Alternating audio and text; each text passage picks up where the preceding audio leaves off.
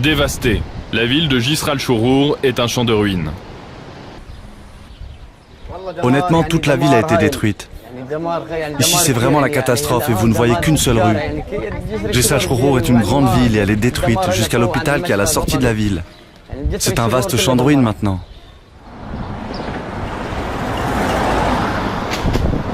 L'offensive est menée par l'armée de la conquête. Cette alliance, formée en mars 2015, réunit 8 groupes, dont Jabhat al-Nusra, affilié à Al-Qaïda, et l'armée syrienne libre. Là où on est, un baril est tombé il y a une semaine ou deux. Et nous, on travaille pour que les civils reviennent petit à petit chez eux. On fait tout notre possible pour aider les habitants. Le vertige. Sarah vit avec depuis l'enfance. Je vois pas mes pieds.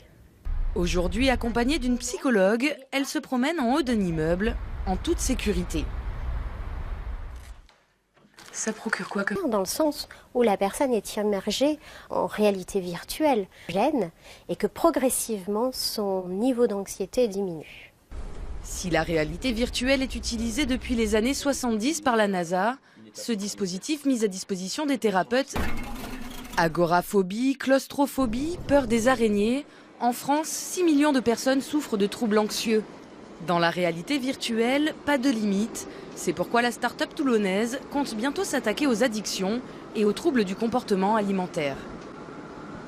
Actuellement, je ne pense pas qu'on puisse répondre à cette question-là, autrement que de façon empirique.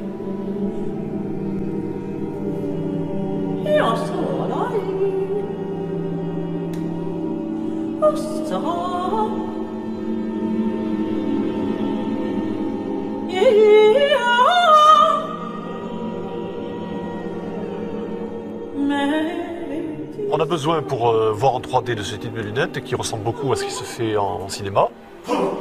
Et c'est fait de telle façon qu'en fait chaque œil voit une image qui est différente et le cerveau va reconstruire la 3D à partir de ça.